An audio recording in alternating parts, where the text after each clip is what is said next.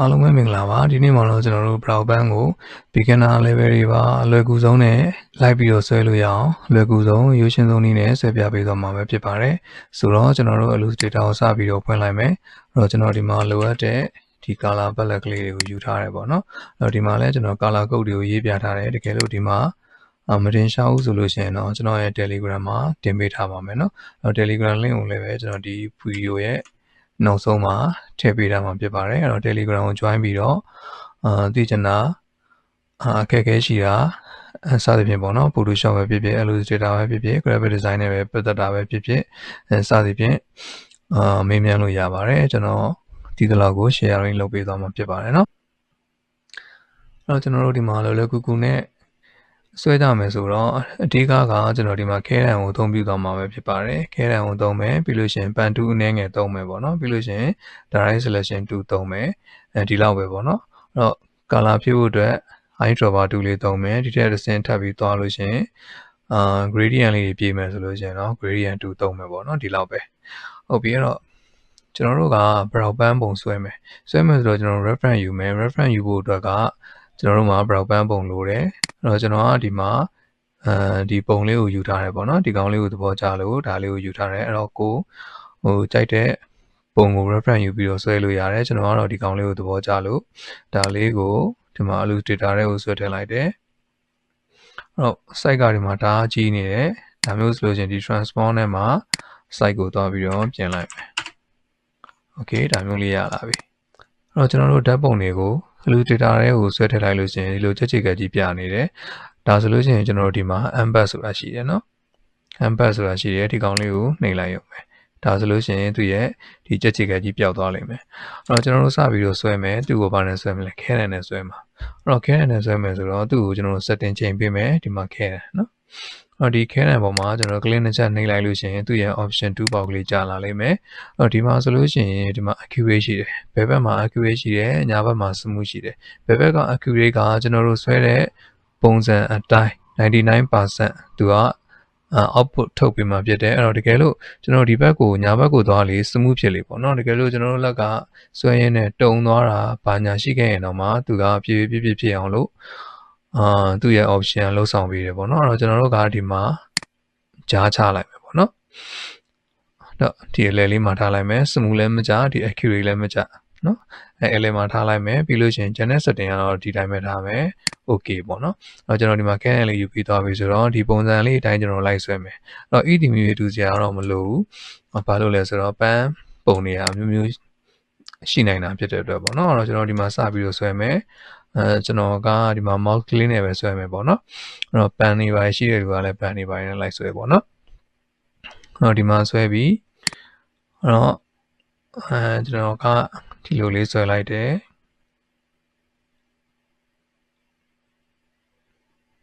နော်ဒါဆိုလို့ရှိရင်မှာဖွင့်ဖက်တစ်ခုရသွားပြီသူ့ကိုကျွန်တော်တို့ကဒီမှာ eyedropper 2လေးယူပြီးတော့ဒီမှာ color လေးကောက်လိုက်တယ်ကိုကြိုက်တဲ့ color ယူလိုက်ပေါ့နော်အဲ့တော့ဒီမှာနောက်တစ်ခုထပ်ဆွဲမယ်နောက်တစ်ခုကကျွန်တော်တို့ဒီကောင်လေးပေါ့နော်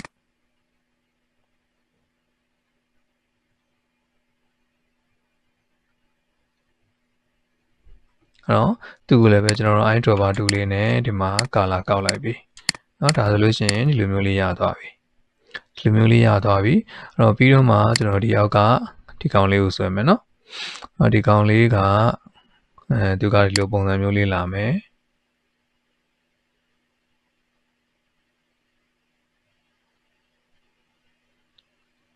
ကျွန်တော်တို့နှစ်ခုဆက်တဲ့နေရာမှာဒီမှာခဲနယ်လေးမှာအဝိုင်းလေးပေါ်သွားလို့ရှိရင်လှုပ်လိုက်လို့ရပြီเนาะဒါဆိုလို့ရှိရင်ဆက်သွားပြီ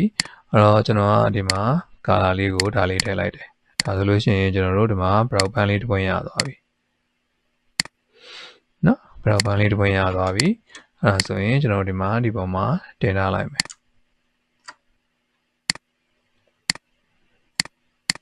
တကယ်လို့ကိုကအဲ့လိုမျိုး freehand မဆွဲတတ်ဘူးဆိုလို့ရှင်လည်းကိစ္စမရှိဘူးကျွန်တော်တို့ငယ်ငယ်တုန်းကပုံဆွဲခဲ့တယ်လို့မျိုးဓာတ်ပုံချလို့ရတယ်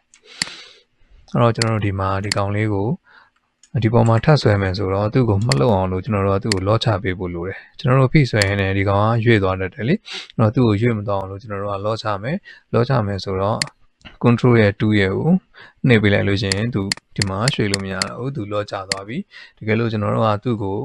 လော့ပြန်ဖြည့်ပေးမယ်ဆိုလို့ရှိရင် control ရဲ့ order ရဲ့2ရဲ့ကိုနှိပ်ပေးလိုက်ဒါဆိုလို့ရှိရင်ပြန်ရွှေ့လို့ရသွားလိမ့်မယ်နောက်တော့ကျွန်တော်တို့မှာ control 2ကိုနှိပ်ပြီးတော့သူ့ကိုလော့ချထားလိုက်မယ်ခဲတံယူမယ်ခဲတံ keyboard က shortcut က N ဟုတ်ပြီသူ့ပေါ်မှာကျွန်တော်ထပ်ဆွဲမယ်နော်ကျွန်တော်ဒီနားလောက်ကနေထစဆွဲလိုက်မယ်နော်ကိုကြိုက်တဲ့နေရာကနေစဆွဲလို့ရတယ်နော်အဲ့တော့ AD မြေတူစရာမလိုတဲ့အတွက်ကျွန်တော်တို့ပေါ့ပါပဲဆွဲမယ်โอเคဒီမှာခဲတံမှာအဝိုင်းလေးပေါ်လာလို့ရှိရင်လွှတ်လိုက်မယ်ဒါဆိုလို့ရှိရင်ဆက်သွားပြီပေါ့နော်โอเคသူ့ကိုကျွန်တော်တို့ color လေးအရင်ဖြည့်ထားလိုက်မယ် eye dropper 2လေးကောက်လိုက်မယ် color ကကျွန်တော်ဒီကောင်လေးကိုပဲဖြည့်လိုက်မယ်နော်ဒါဆိုလို့ရှိရင်ဒီမှာတစ်ခုရသွားပြီနောက်တစ်ခုခဲတံလေးကိုတစ်ခါထပ်ယူမယ်ထပ်ယူပြီးတော့ကျွန်တော်ဒီနားလောက်ကနေဆွဲလိုက်မယ်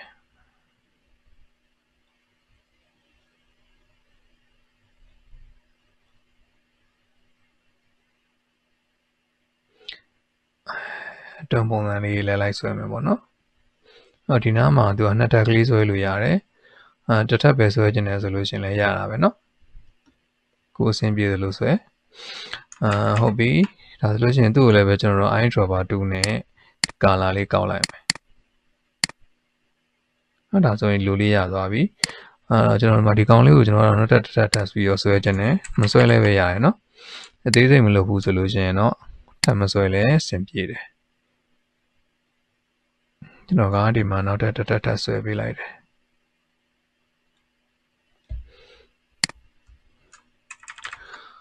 သူကအယောင်လေးနဲ့နှိမ့်ရှင်တာဖြစ်တဲ့အတွက်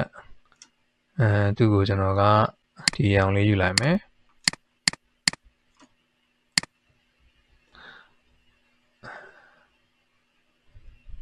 သူ့ကိုကျွန်တော်ကအောက်ကိုပို့လိုက်မယ် send to backward ဒါဆိုလို့ရှိရင်အောက်ကလေးကိုရောက်သွားပြီ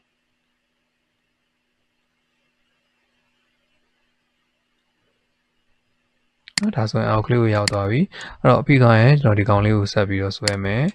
ဆိုတော့ဒီနားလေးကနေစဆွဲလိုက်မယ်နော်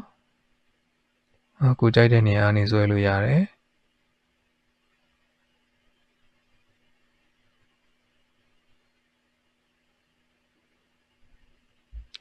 โอเคသူလည်းကျွန်တော်ကဒီ color လေးပေးလိုက်မယ်ပြီးရင်ဒီမှာသွားပြီးတော့အုပ်လိုက်မယ်เนาะဒါဆိုလို့ရှိရင်ဒီမှာ brow band လေးရသွားပြီ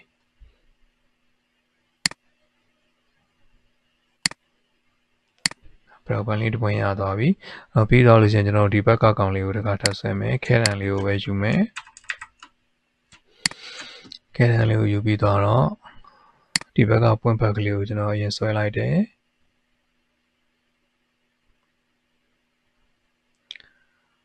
တဒံတူရင်ရပြီเนาะရိုင်းတူနေကြမလို့โอเคပြီးလို့ရှိရင်ဒီမှာ eye dropper 2လေးကိုယူတယ်ယူပြီးတော့လို့ရှိရင် color ဖြည့်ပေးလိုက်မယ်ကျွန်တော်ဒီပန်း color ကိုယူပြန်ကောက်လေးရတယ်เนาะအဲ့တော့ပြီးလို့ရှိရင်ခဲတံ N ကိုယူတယ် N ကိုယူတယ်ပြီးတော့ဒီကောင်လေးကိုတစ်ခါထပ်ဆွဲမယ်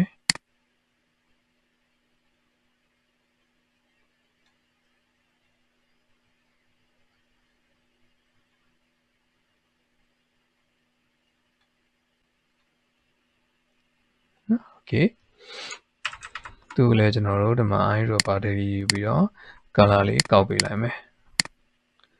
ဒါဆိုရင်ဒီလိုမျိုးလေးဖြစ်သွားပြီအဲ့တော့ကျွန်တော်ဒီအောက်ကဒီကောင်လေးကိုတစ်ခါထပ်ဆွဲမယ်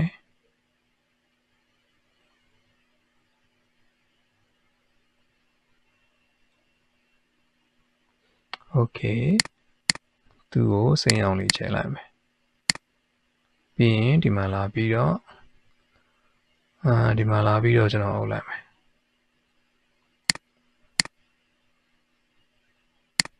နော်ဒါဆိုလို့ရှိရင်လူမျိုးလေးရသွားပြီဒါဆိုကျွန်တော်တို့မှာဒီမှာ brow band လေးရှိသွားပြီ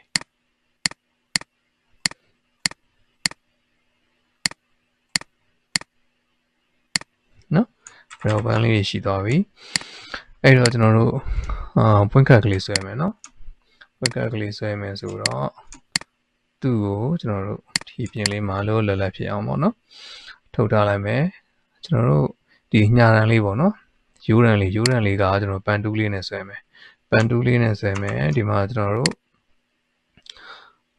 လောလောဆယ်အမဲအောင်ပဲယူထားလဲရတယ်ပြီးကမှကျွန်တော်ဒီကနေပြီးတော့အရောင်ချိန်လိုက်မယ်ပေါ့နော်ကျွန်တော်တို့ဒီမှာဆွဲလိုက်ပြီးပြီးတော့လို့ရှိရင်ဒီပန်တူးကိုဆက်ပြီးတော့ယူထားမယ်ယူထားပြီးတော့ keyboard ကနေပြီးတော့ order လေးကိုနှိပ်လိုက် order လေးကိုဖိထားလိုက်လို့ရှိရင်ဒီမှာမြားကောင်းလေးကဒီမှာဒီလိုလေးပြောင်းသွားလိမ့်မယ်နောက်လိုလေးပြောင်းသွားတဲ့အချိန်ကြာကမှကျွန်တော်တို့ဒီမှာဒီအလဲလေးကိုဆွဲပြီးတော့꿰လိုက်မယ်ဒါဆိုလို့ရှိရင်ဒီလို handle လေးတွေထွက်လာပြီ order ကကျွန်တော်တို့ဖိထားတယ်နော်ဒီမှာဒီကောင်လေးကိုကင်ပြီးတော့ကိုလိုစလိုအနေထားကိုပြင်လို့ရတယ်နော်ကိုကြိုက်တဲ့ပုံစံလေးကိုပြင်လိုက်ပေါ့ကျွန်တော်ကဒီပုံစံလေးထားလိုက်မယ်နော်အဲ့ဒါပြီးသွားပြီဆိုကမှကျွန်တော်ဒီမှာဒီကောင်လေးကိုပြန်ရွေးပေးလိုက်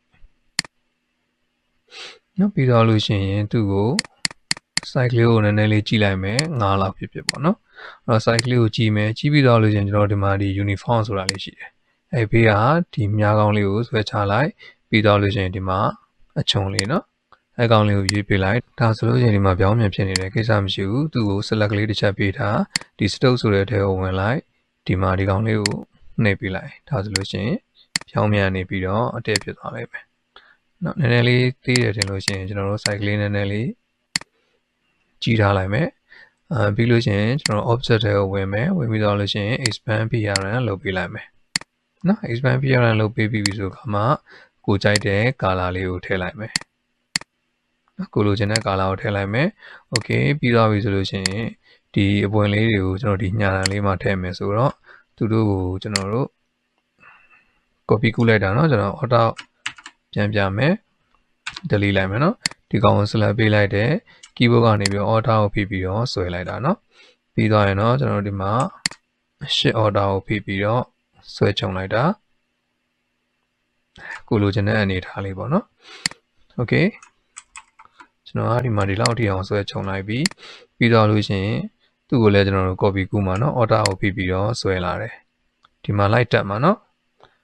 ကျွန်တော်တို့ရဲ့ဒီညာရန်လေးမှာเนาะရိုးရန်လေးမှာလိုက်ပြီးတော့တက်မယ်ဆိုတော့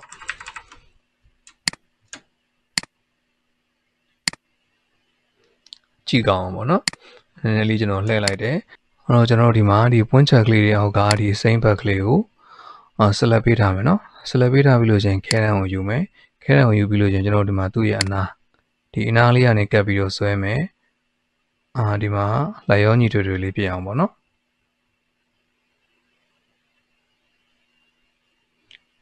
ဒီလိုလေးဆွဲလိုက်တာနဲ့ဒီလိုပုံစံလေးဖြစ်သွားမှာပေါ့နော်အဲ့တော့တကယ်လို့ကိုကသူ့ကို select ပေးမထားဘူးเนาะသူ select ပေးမထားဘူးကျွန်တော်တို့ဒီမှာဆွဲမယ်ပေါ့နော်ဆွဲမယ်ဆိုလို့ရှိရင်ကျွန်တော်ဒီမှာတန်းပြီးတော့သူက color ကိုတန်းပြီးတော့ဖြည့်မှာမဟုတ်ဘူးပြီးလို့ရှိရင်လည်းတက်စီဖြစ်နေလိမ့်မယ်เนาะပြီးကမှကျွန်တော်တို့ကဒီမှာ color ကိုသွားပြီးတော့ဖြည့်နေရလိမ့်မယ်ဒါပေမဲ့သူကတစ်ဆက်တည်းတန်းပြီးတော့ဖြစ်မသွားဘူးတစ်ပိုင်းစီဖြစ်နေလိမ့်မယ်အဲ့တော့ကျွန်တော်တို့တန်းပြီးတော့တစ်ခါလေးတစ်ဆက်တည်းဖြစ်စေချင်တယ်ဆိုလို့ရှိရင်တော့သူ့ကို select ပေးထားเนาะကျွန်တော်တို့ဒီဆက်ချင်တဲ့ကောင်ပေါ့เนาะ select ပေးထားပြီးလို့ရှိရင်ခဲတန်းလေးယူလိုက်ခဲတန်းလေးယူပြီးတော့လို့ရှိရင်ကျွန်တော်တို့ဒီမှာသူအနားလေးကနေပြီးတော့ကပ်ပြီးတော့ဆွဲမယ်ကျွန်တော်တို့လိုချင်တဲ့ပုံလေးပေါ့เนาะဒါဆိုလို့ရှိရင်ရပြီလွတ်လိုက်တော့ဒါဆိုလို့ရှိရင်ဒီမှာလိုတစ်ဆက်တည်းဖြစ်သွားလိမ့်မယ်လိုတစ်ဆက်တည်းလေးဖြစ်သွားလိမ့်မယ်โอเคဒါဆိုလို့ရှိရင်ဒီမှာတစ်ခုရသွားပြီဆိုတော့ကျွန်တော်တို့တခြားတစ်ဖက်မှာကတခြားတစ်ပွင့်တက်မယ်ပေါ့နော်သူ့ကိုလည်းကျွန်တော်အနေငယ်လေးစောင်းလိုက်မယ်တဘာဝကြလေးဖြစ်အောင်ပေါ့နော်ကိုကကြည့်ချက်ပြီးတော့အဆင်ပြေလေးဖြစ်အောင်လုပ်အောင်ပါပေါ့နော်အဲ့တော့ကျွန်တော်ဒီမှာဒီအောက်ကအစိမ့်ဘက်ကလေးကို select ပေးထားတယ်နော်အစိမ့်ဘက်ကလေးကို select ပေးထားတယ်ဒီအနားလေးကနေကပ်ပြီးတော့ဆွဲသွားမယ်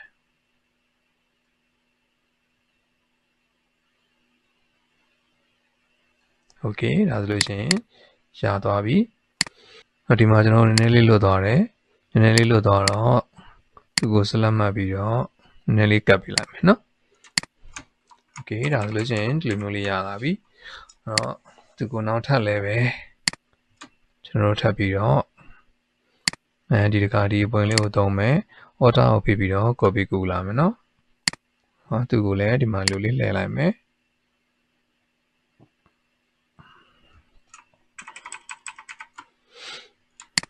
လဲလိုက်မယ်ပြီးရင်သူ့ကို select ပေးထားမယ်ခဲတံလေးကိုယူမယ်ဒီအနားလေးကနေပြီးတော့နော်ဒီသူ့ရဲ့အနားသက်ကလေးကနေကပ်ပြီးတော့ဆွဲလာမယ်လွတ်လိုက်မယ်နော်ဒါဆိုရင်မှညာတန်လေးကတ်သွားပြီโอเคကျွန်တော်တို့အလုပ်လေးလုပ်သွားမယ်ပေါ့နော်အလုပ်လေးတောက်လျှောက်လုပ်သွားမယ်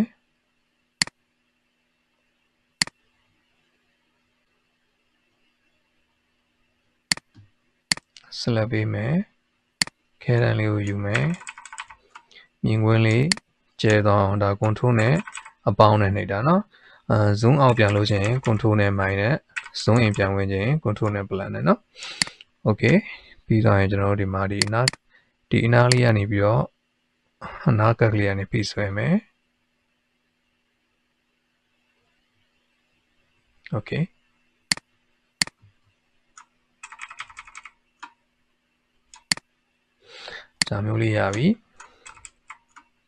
ဒါမျိုးလေးရပြီဆိုတော့ကျွန်တော်နောက်ထပ်အပွင့်မတူတာလေးတွေနဲ့လုပ်ပေးမယ်နော် order လေးဖြည့်ပြီးဆွဲလာတယ်သူကအပေါ်ရောက်လေးတောင်းမရနည်းနည်းလေးသေးသွားလေးဆိုတော့ကျွန်တော်နည်းနည်းလေးသေးပေးမယ်နော်နည်းနည်းလေးသေးလိုက်မယ်သူ့ကိုဒီလိုလေးစောင်းလိုက်မယ်အဲ့တော့သူနည်းနည်းလေးကပ်ပေးလိုက်အောင်မယ်အရင်ဝေးနေမှာဆိုတော့နော်အဲ့ control plus နဲ့မြင်ကွင်းကိုချဲလိုက်တယ်ပြီးရင်ဒီကောင်လေးကို select ပေးထားမယ်ပြီးရင်ခဲတံလေးကိုယူမယ်ဒီအနားသက်ကလေးကနေပြီးတော့ဆွဲလာမယ်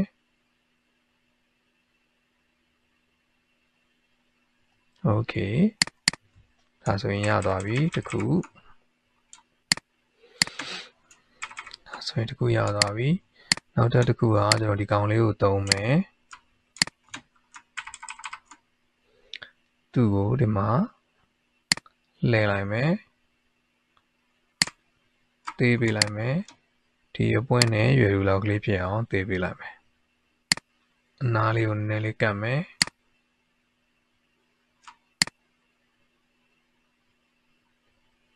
โอเคဒီစိမ့်ဘက်ကလေးကိုကျွန်တော်တို့ select ပေးထားမယ် select ပေးထားပြီလို့ရှိရင်ညာတန်လေးလုပ်မယ်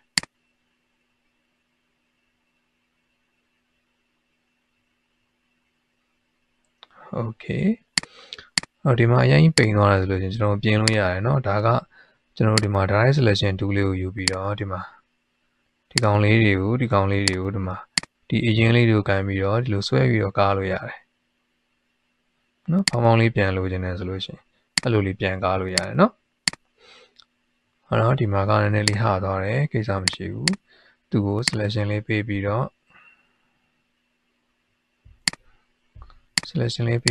ပြန်ပြီးတော့နည်းနည်းလေးကပ်ပေးလိုက်မယ်နော် okay ဒါဆိုလို့ရှိရင်ရပြီနည်းနည်းအပေါ်ကကောင်နေနည်းနည်းသေးသွားတယ်ဆိုတော့သူတို့ကိုကျွန်တော်နည်းနည်းလေးပြန်ကြည့်လိုက်မယ်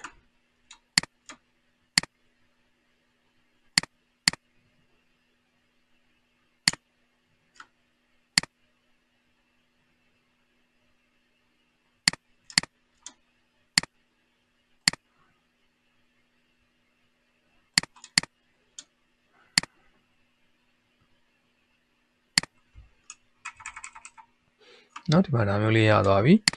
အဲ့တော့ကျွန်တော်နောက်ထပ်ပြီးတော့ဒီဟာလေးကိုသုံးမယ်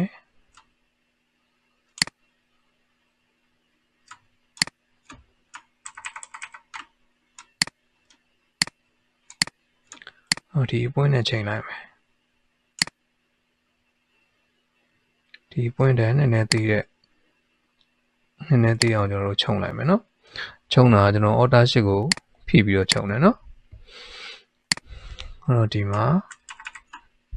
ညာတန်လေးဆွဲမယ် selection ပေးထားမယ်သူ့ရဲ့အနားလေးကနေကပ်ဖိပြီးတော့ဆွဲမယ် okay ရှားသွားပြီဆိုတော့တကယ်လို့ကိုကနည်းနည်းလေးပြင်းကြည့်သွားပြီဆိုလို့ရှိရင်တော့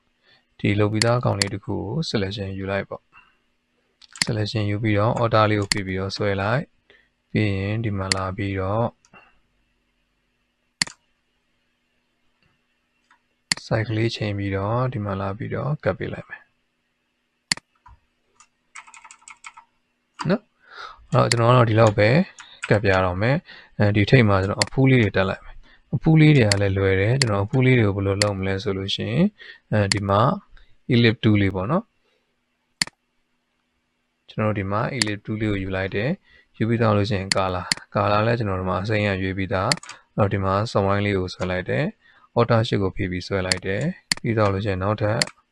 အဝိုင်းလေးထပ်ပြီးတော့ဆွဲလိုက်မယ် okay ဒီမှာသူ့ကို select ပေးမယ် select ပြီးတော့လို့ရှိရင်ဒီမှာ shape beta tool လေးကိုယူမယ်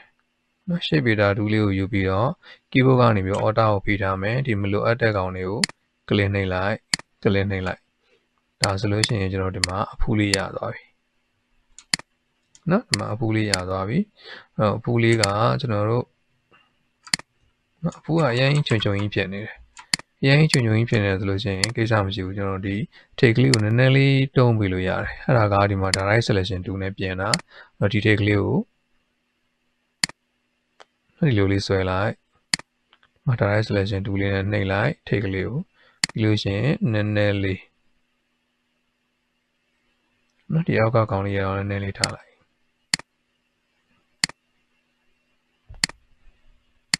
နော်အဲ့လိုလေးလုပ်လိုက်လို့ရတယ်အဲ့ဆိုရင်ကျွန်တော်ကအဖူးလေးရသွားပြီအဖူးလေးရဒီကောင်ဆိုလို့ရှိရင်တားကြီးနေတယ်အဲ့တော့သူ့ကိုကျွန်တော်တို့ခက်သေးသေးပဲထားလိုက်မယ်နော်အဲ့တော့ကျွန်တော်သူ့ကို copy ကူးလိုက်မယ် order ကိုဖိထားတယ်ဒီမှာဆွဲလိုက်တယ်နည်းနည်းလေးလှည့်ပေးလိုက်တယ်နော်ကျွန်တော်ဒီမှာသွားပြီးတော့ကတ်လိုက်မယ်နော်သူ့ကိုလည်းကျွန်တော်ဟိုဘက်ဒီဘက်ကတ်မယ်ဆိုတော့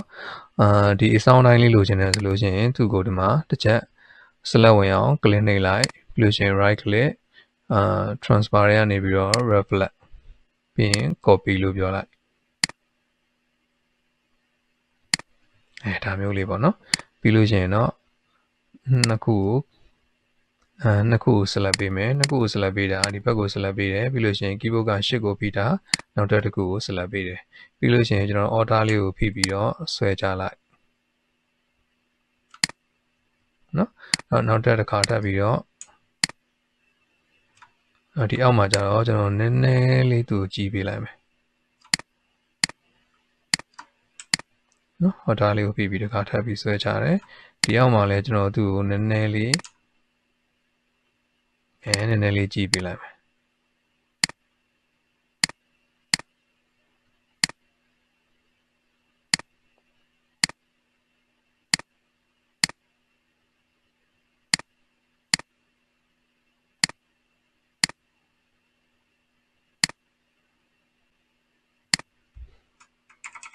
ဒါဆိုရင်ဒီမှာအဖူးလေးနဲ့ဒီမှာ brow pen ခက်ကလေးရသွားပြီเนาะကျွန်တော်တို့ဒီမှာအရွက်ကလေးတွေထည့်မယ်ဆိုလို့ရှိရင်ခုနအတိုင်းပဲဒါလေးကိုကျွန်တော်ဖြတ်လိုက်အောင်မယ်เนาะခုနအတိုင်းပဲကျွန်တော်ဒီမှာဒီ ellipse tool လေးကိုယူမယ်เนาะ ellipse tool လေးကိုယူပြီးတော့စဝိုင်းဝိုင်းလိုက်မယ်စဝိုင်းဝိုင်းမယ်ကျွန်တော်နောက်ထပ်တစ်ဝိုင်းဒီတစ်ခါကျတော့ဒီမှာเนาะ order ကိုဖိပြီးပဲကျွန်တော် copy ကူးလိုက်တယ်တက်သွားခြင်းတက်လေးထွက်သွားခြင်းကျွန်တော်ရှစ်ကိုဖိထားလိုက်တယ် okay ကျွန်တော်တို့မှာ select မှတ်ကြည့်မယ်သူကြတော့ခုနလိုဒီလိုခက်ချုံလေးမသွားတော့ဘူးเนาะခက်သေးသေးလေးမသွားတော့ဘူးကြီးလေးသွားမှဖြစ်တဲ့အတွက်ကျွန်တော်တို့အထက်ကလေးကိုနည်းလေးပြန်ခြုံလိုက်တယ်ဒီမှာနည်းနည်းเนาะအလယ်မှာခက်ကြီးလေးယူလိုက်တယ်အဲ့တော့ဘေးကပုံနေတဲ့ကောင်တွေကိုဖြတ်ထုတ်မှဖြစ်တဲ့အတွက်ဒီမှာ shape beta tool လေးကိုယူလိုက်တယ်keyboard ကနေ order ကိုဖိထားမယ် order ကိုဖိလိုက်လို့ချင်းမြားကောင်းလေးမှာ မိုင်းနဲ့ပြောင်းသွားတာတွေ့လိမ့်မယ်အဲ့တော့ကျွန်တော်မလိုတဲ့နေရာတွေကိုဖြတ်ထုတ်လိုက်ရုံပဲเนาะအဲ့တော့ကြိုက်ကြကမှကျွန်တော်ဒီမှာနှိမ့်ရဖြစ်သွားလိမ့်မယ်เนาะအဲ့ကြကမှကျွန်တော်သူ့ကိုပြင်မယ်ဆိုလို့ရှိရင်လည်းပြင်လို့ရသေးတယ်ဒီမှာ direct selection tool ကိုယူလိုက်เนาะ direct selection tool ကိုယူလိုက်ယူပြီးတော့လို့ရှိရင်ကျွန်တော်တို့ကဒီမှာဒီ handle လေးကိုဂိုင်းပြီးတော့ဒီမှာနည်းနည်းလေးเนาะတိပြပုံစံမျိုးလေးနည်းနည်းလေးခြိုက်သွားတာမျိုးလုပ်လို့ရတယ်ပုံစံမတူအောင်ပေါ့လေ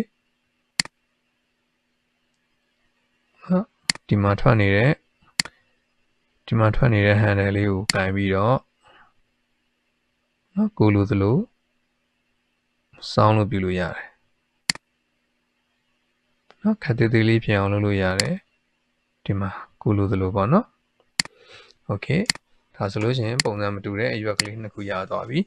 အဲ့တော့သူတို့ကိုကျွန်တော်တို့ကရိုးရန်လေးထည့်မယ်ရိုးရန်လေးထည့်မယ်ဆိုလို့ရှိရင်မပန်တူလေးယူလိုက်ပန်တူလေးယူပြီးသွားလို့ရှိရင်ဒီမှာ face ဖြစ်နေတာနဲ့ stock ပဲထားမယ်နော် stock ကိုထားမယ်ဆိုလို့ရှိရင်ဒီမှာဆိုလို့ရှိရင်ဒီလိုလုပ်နေရတာဒီမှာဒီလိုတွေသွားရွေးနေရတာအလုပ်ရှုပ်တယ်အဲ့တော့ကျွန်တော်တို့ဒီမှာဘယ်လိုလုပ်မလဲဆိုလို့ရှိရင် keyboard ကနေပြီး8ကဲ8ကဲကိုနှိပ်လိုက်ဒီမှာပြောင်းသွားလိမ့်မယ်တွေ့လားနော် keyboard ကနေ8ကဲ8ကဲကိုနှိပ်လိုက်လို့ရှိရင်ဒီမှာ stock face ကနေ stock ကိုပြောင်းသွားလိမ့်မယ်အဲ့တော့အဲ့ချိန်ကြာကမှကျွန်တော်တို့ဒီမှာအတန်လေးတစ်ခုတူချောင်းလေးတစ်ခုဆွဲလိုက်မယ်ဆွဲလိုက်ပြီးကမှသူ့ကိုကျွန်တော်တို့ကဘာလုပ်မလဲဆိုလို့ရှိရင်ဒီလိုနှစ်ဖက်ချုံလေးပြောင်းလိုက်မယ်နှစ်ဖက်ချုံလေးပြောင်းပြီးသွားပြီဆိုရင်တော့သူ့ကိုကျွန်တော်တို့ကဘာလုပ်မလဲဆိုရင် expand PRM ပြောင်းလိုက်မယ်ပြောင်းလိုက်ပြီးလို့ရှိရင်သူ့ကို color ချိန်မယ် color ကဒီအရွက်ပေါ်မှာပေါ်နေအောင်လို့ကျွန်တော်ခန့်နုနုလေးကိုချိန်လိုက်တယ်ဒီ color လေးချိန်လိုက်မယ် okay ဒီပေါ်တင်လိုက်တယ်နော်ကျွန်တော်အရွက်ကလေးကဒီတက်ပို့ပြီးတော့အရောင်ရင့်နေတာလေးကိုသုံးမယ်ဒါဆိုလို့ရှိရင်ဒီမှာဒီလိုခက်ရင့်ရင်လေးသုံးလို့ရတယ်နော်ဒါဆိုလို့ရှိရင်ဒီရိုးတံလေးကလည်းပို့ပြီးတော့ပေါင်းနေလိမ့်မယ်အဲ့တော့သူ့ကိုဒီရိုးတံလေးကို copy order လေးကိုဖြည်းဖြည်း copy ပွားလာမယ်ဒီပေါ်ကိုကျွန်တော်တင်လိုက်မယ် okay သူ့ကိုလည်းပဲကျွန်တော်ကဒီလိုအရင်ရောင်လေးပဲသုံးလိုက်မယ်ဒါဆိုလို့ရှိရင်ကျွန်တော်တို့မှာအရွက်ကလေးတွေရသွားပြီအဲ့တော့အရွက်ကလေးတွေကိုလိုက်ဖက်အောင်လို့ဒီမှာလာတက်ပေးမယ်ပေါ့နော် site ကလေးချိန်မယ်ပြီးရင်ဒီကောင်လေးကိုလည်းပဲ site ကလေးချိန်မယ်လဲမယ်ဒါဆိုလို့ရှိရင်ကျွန်တော်တို့ brown pancake ကလေးရသွားပြီအဲ့တော့ခုနလိုအညာတန်ထည့်ခြင်းနဲ့ဆိုလို့ရှိရင်တော့ခုနလိုပုံစံမျိုးလေးထည့်ပါတော့အဲ့တော့ကျွန်တော်ကတော့ဒီမှာဒီရွက်ကလေးတွေမှာတော့မထည့်တော့ဘူးဒီတိုင်းလေးပဲထားလိုက်တော့မယ်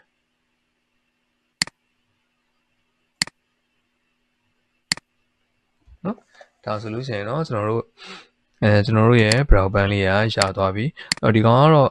sorry အဖူးလေးတွေကျွေးသွားပြီနော်ဆက်လက်မှတ်တာကြိုင်ခဲ့အဲ့တော့ကျွန်တော်တို့ဒီမှာ brown band လေးရသွားပြီဒီကောင်ကတော့ကျွန်တော်တို့ဒါ flat color ပေါ့နော် color ကကျွန်တော်တရားနဲ့သုံးထားတာဒီမှာ flat အဲ့တော့ဒီမှာကျွန်တော်တို့ gradient လေးတွေပြေးခြင်းတယ်ဆိုလို့ရှိရင်လည်းရတယ်နော် gradient ပြေးခြင်းတယ်ဆိုလို့ရှိရင်လည်းပဲကျွန်တော်တို့ကသူ့ကို copy ပွားထားလိုက်မယ်နော် order လေးပြပြီးတော့ဒီဘက်မှာတက် copy ပွားထားလိုက်မယ်ဒီရိုးရန်လေးကိုအရင်ဦးဆုံးကျွန်တော်ဒီကောင်လေးနဲ့နော် gradient လေးပြေးလိုက်တယ်မှန်နော် gradient ကကျွန်တော်ဒီမှာချိန်ပြီးသားမလို့နော်ဒီမှာချိန်ပြီးသားမလို့မချိန်ရသေးဘူးဆိုလို့ရှိရင်ကျွန်တော်တို့ကဒီ gradient 2ကိုယူပြီးတော့လို့ရှိရင်ဒီမှာ gradient ဆိုပြီးတော့ဒီမှာလိုက်ပြီးတော့ color တွေလိုက်ထည့်ပေးရမှာပေါ့နော်ကျွန်တော်တို့ဒီမှာထည့်ပြီးသားချိန်ပြီးသားကိုလိုချင်တဲ့အနေဒါချိန်ပြီးသားဆိုတော့ဒီမှာထပ်လုပ်စရာမလိုတော့ထပ်လုပ်စရာဒီမှာထပ်လုပ်စရာမလိုတော့ဘဲနဲ့ကျွန်တော်ကဒီ eye dropper tool လေးနဲ့ကောက်လိုက်ရုံပဲပေါ့နော်အဲ့တော့ဒီမှာကိုကဒီအနေထားတိုင်းမကြိုက်သေးဘူးဆိုလို့ရှိရင်လည်းပြန်ပြင်လို့ရတယ်ဒီမှာ gradient 2ကိုယူပြီးတော့လို့ရှိရင်ဒီမှာကိုလိုချင်တဲ့ပုံစံတိုင်းဆွဲလို့ရတယ်အဲ့တော့ဒီမှာအလင်းမောင်နော်အလင်းမောင်ကိုကျွန်တော်တို့မှာဒီကနေပြီးတော့ကစားလို့လည်းရတယ်လို့ဒီကနေပြီးတော့လည်းတွားပြီးတော့ကစားပေးလို့ရသေးတယ်နော်ကိုလိုချင်တဲ့ပုံစံလေးတွေကိုကစားလို့ရပါတယ် okay အော်ဒီ event ကလေးတွေကိုလည်းထုံနည်း၎င်းမယ်အဲ့တော့ကျွန်တော်ကအရွက်ကလေးကိုကြတော့ဒါ gradient 2လေးယူလိုက်မယ်ပြန်ပြီးတော့ဆွဲအောင်မယ်နော်ကျွန်တော်ဒီမှာဒီအရင်လေးကရင့်ပြီးတော့ဒီအဖျားလေးကနုနေတဲ့ပုံစံမျိုးလေးကျွန်တော်ဆွဲလိုက်တာပေါ့နော်ဒီ gradient လေးအကြတော့ဟောဒီဘက်ကကောင်လေးကိုလည်းပဲကျွန်တော်gradient က ဒီဘက်ကကောင်လေးကိုလည်းပဲဒီလိုလေးဆွဲလိုက်မယ်ကာလာလေးကသူ့ကိုကြတော့သူ့ကိုလည်းပဲကျွန်တော်ဒီမှာအဖျားလေးတွေလင်းနေတဲ့ပုံစံမျိုးလေးဆွဲလိုက်တယ်နော်ဒါမျိုးလေးရသွားပြီအဲ့ဒါမကြိုက်ဘူးဆိုလို့ရှိရင်လည်းခုနကိုကြိုက်တဲ့ပုံစံပြန်ပြောင်းပါနော်တစ်ချမ်းကလင်းပြီးတော့တစ်ချမ်းကဒီမှာတစ်ပိုင်းကကတ်လင်းလေးဖြစ်ပြီးတော့တစ်ပိုင်းကโอเคကျွန်တော်အပေါ်အကောင်ကိုလင်းလိုက်မယ်နော်ဒီအောက်ကကောင်ကိုမဲလိုက်မယ်ဒါဆိုဒီလိုမျိုးလေးရသွားပြီပြီးတော့ကျွန်တော်ဒီအဖူးလေးတွေကိုလည်းပဲဒီမှာgradient လေးချိန်လိုက်မယ်ဒါဆိုရင်မှာအဖူးလေးကလုံတုံတုံလေးဖြစ်သွားတယ်နော်လုံတုံတုံလေးဖြစ်သွားတယ်အဲ့တော့စိတ်ကြိုက်ထပ်ပြီးတော့ gradient 2လေးကိုယူပြီးတော့ချိန်ညှိလို့ရသေးတယ်နော်အလင်းမောင်ဒီမှာသွားပြီးတော့ချိန်လို့ရသေးတယ်ကိုလိုချင်တယ်လို့ပေါ့နော်အဲ့တော့ဒီမှာအလင်းတိုးခြင်းတော့အလင်းပေါ့နော်အဲ့တော့ဒီမှာအမောင်တိုးခြင်းလို့ရှိရင်အမောင်ဖြစ်သွားတာပေါ့နော်ဒါမျိုးလေးရသွားပြီအဲ့တော့ဒီဘက်ကကောင်လည်းပဲဒီမှာသူ့ရဲ့ gradient လေးကိုယူလိုက်မကြိုက်သေးဘူးဆိုလို့ရှိရင် gradient 2ကိုယူပြီးတော့ထပ်ပြီးတော့ဒီမှာကစားပေးလို့ရတယ်သူကလည်းပဲ eyedropper 2နဲ့ကောက်လိုက်မယ်ကာလာပြီးရင် gradient 2ကိုယူပြီးတော့ကိုကြိုက်သလိုထပ်ပြီးတော့ချိန်မယ် okay သူကိုလည်းပဲ eyedropper 2ယူပြီးတော့ကာလာကောက်လိုက်မယ် gradient 2နဲ့ကိုနှစ်သက်သလိုပြန်ပြီးတော့ချိန်ပေးမယ်ဒီဘောကောင်လေးတွေကြတော့ကျွန်တော်နည်းနည်းနှုတ်သွားမှာဖြစ်တဲ့အတွက်အယောင်လေးတွေက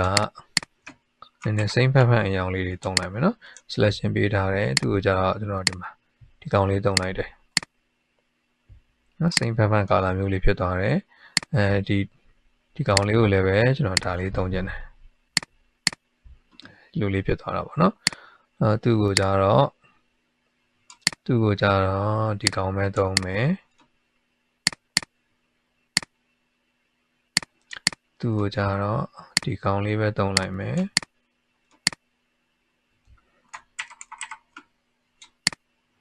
နော်ဒါဆိုလို့ရှိရင်ဒီမှာ gradient လေးတွေပြေးပြီးသားဖြစ်သွားပြီအဲ့တော့ကျွန်တော်တို့ဒီမှာပန်းဝင်လေးတွေကို gradient ပြေးမယ်ပန်းဝင်လေးကို gradient ပြေးမယ်ဆိုလို့ရှိရင်ကျွန်တော်ဒီမှာ point back လေးတွေနှစ်ဖက်ရှိတယ်နော်ကိုကဘယ်လိုကြိုက်လဲနော်သုံးလို့လွယ်အောင်လို့ကျွန်တော်ဒီကောင်လေးကိုသုံးပါ gradient ကကျွန်တော်ဒီဘက်ကိုယူလာလိုက်တယ်